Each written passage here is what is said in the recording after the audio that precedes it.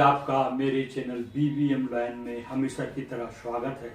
आज हम सीखेंगे गोले का पृष्ठीय क्षेत्रफल कैसे ज्ञात करते हैं। गोला, ये मेरे हाथ में एक गेंद है, ये गोलाकार है तो इसको गोला समझिए। ये गोला है यहाँ पे, और इसी गोले का जितना व्यास है उसका व्यास का आधा हो गया त्रिज्या। उसी त्रिज्या का हमने 4 वृत्त यहाँ पे खींच रखे हैं। मेरे हाथ में एक ये धागा है और ये बॉल है। इस बॉल को, ये जो गोला है, इस गोले पर हमने इस धागे को लपेटना है। अब देखते हैं किस तरह से ये लपेटा जा सकता है। इसको बिल्कुल ऐसा लपेटना है कि ये पूरी इसकी सतह पर, आधी सतह पर जो इसका व्यास वाली रेखा है वहां तक ले आएंगे, अर्थात इसको हम अर्धगोले तक ले आएंगे। कहां तक ले आएंगे?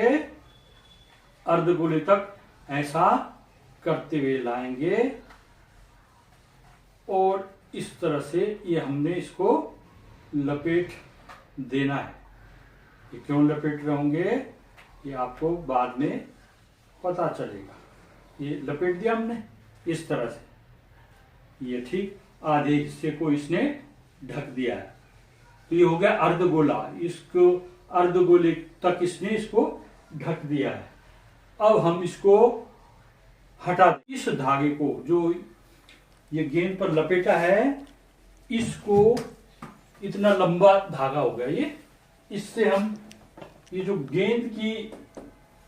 गेंद पकड़ाए है ना, गेंद, इस गेंद की गोले, ये वृत्त बनाया था हमने, तो यहां पर ये इस तरह से चित्र बनेगा। ये है गोलाकार। गोलाकार मैंने ये त्रिविमीय आकृति है, 3 विमाएं हैं इसकी, इसको हम पकड़ के इधर उधर ले जा सकते हैं। लेकिन जो वृत्त होता है, वृत्त को हम केवल सपाट क्षेत्र में इसको हम केवल दर्शा सकते हैं, इसको हम छू सकते हैं, लेकिन उठा के हम इधर नहीं ला सकते। और त्रिविमीय आकृति अगर यहाँ पर ये चिपकाई गई है तो हम इसको उठा के इधर ला सकते हैं। तो ये वृत्त है और ये गोला है। चित्र में तो इसी तरह से दिखाया जाएगा इसमें। उसके बाद इस गोले में जो हमने इसको कवर किया था अर्धगोले तक, उसकी लंबाई इस तरह से आ गई। इसको क्षेत्रफल के रूप में, अब इसको, सौमी इधर आओ बेटे, आप लोग भी इधर आ जाइए। इस तरह से यहां पर पकड़ के इसको दबाता हूं मैं, इसको फोल्ड कर लिया, इसको आप इधर लीजिए, इसको घुमाते रहो, घुमाओ।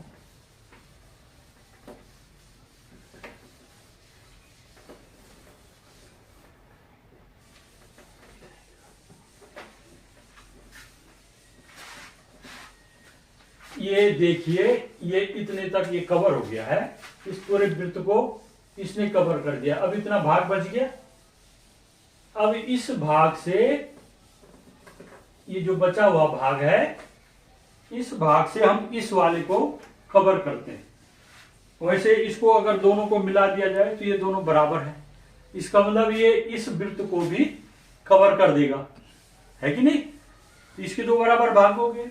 अभी हमने इस वृत्त को कवर किया, आधे हिस्से से इस वृत्त को कवर कर देंगे। इससे क्या प्रूफ हो गया कि जो गोले का अर्धगोले का जो पृष्ठीय क्षेत्रफल है वो 2 वृत्तों के क्षेत्रफल के बराबर होता है। एक वृत्त का क्षेत्रफल कितना होता है? पाई r स्क्वायर। हमने पढ़ा है वृत्त का क्षेत्रफल। वृत्त का क्षेत्रफल क्या होता है? पाई r स्क्वायर। एक वृत्त का क्षेत्रफल हुआ पाई r स्क्वायर।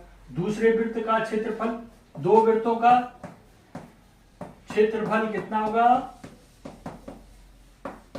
2 वृत्तों का क्षेत्रफल 2 पाई r स्क्वायर। एक वृत्त का क्षेत्रफल पाई r स्क्वायर, दूसरे का, इन दोनों का 2 पाई r स्क्वायर हो गया।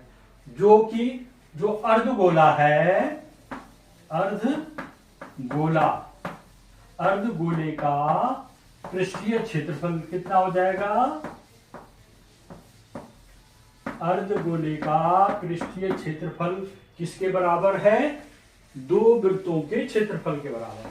दो वृत्तों के क्षेत्रफल के बराबर।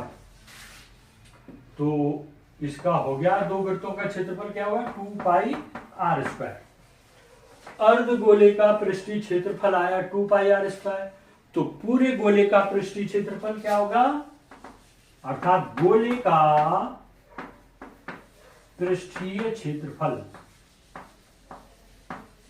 पृष्ठीय क्षेत्रफल क्या होगा? बराबर हो जाएगा 2 गुणा 2πr²। तो 2 गुणा 2 कितना हो गया?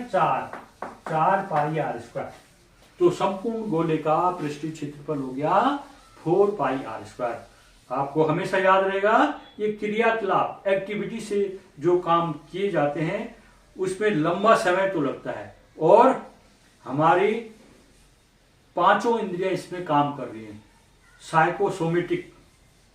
तो इस तरह से ये ज्ञान अस्थायी होता है क्रियाकलाप के द्वारा। तो आप कभी नहीं भूलेंगे। इस तरह से घर में भी आप क्रियाकलाप करें, इस पे ऐसे ही स्पंज की बॉल लें और उस पर यूं धागा कवर करें अर्धगोले तक, इतने तक किया जा सकता है आराम से, और एक व्यक्ति की और की सहायता से। और तो आप देखोगे तो इस तरह से ये 4πr²। आपको केवल वृत्त का क्षेत्रफल का सूत्र याद होना चाहिए। ये गोला है, इसको अगर हम इसको काट दें तब भी तो उसको भी अर्धगोला बोलते हैं। जैसे मैंने यहां पर बोला, इसको यहां तक लपेटा तो अर्धगोले तक लपेटा मैंने, तो ये अर्धगोले का वक्र पृष्ठीय क्षेत्रफल आया। अब इस पूरे गेंद को मैं काट दूं, इस हिस्से को अलग कर दूं, तब भी वो एक अर्धगोला रहेगा, इतना सा अर्धगोला रहेगा। तो नीचे समतल सपाट भाग भी हो जाएगा इसमें शामिल। तो तब क्या होगा? अर्धगोले का संपूर्ण पृष्ठ का क्षेत्रफल हो जाएगा। तब क्या होगा? अर्धगोले का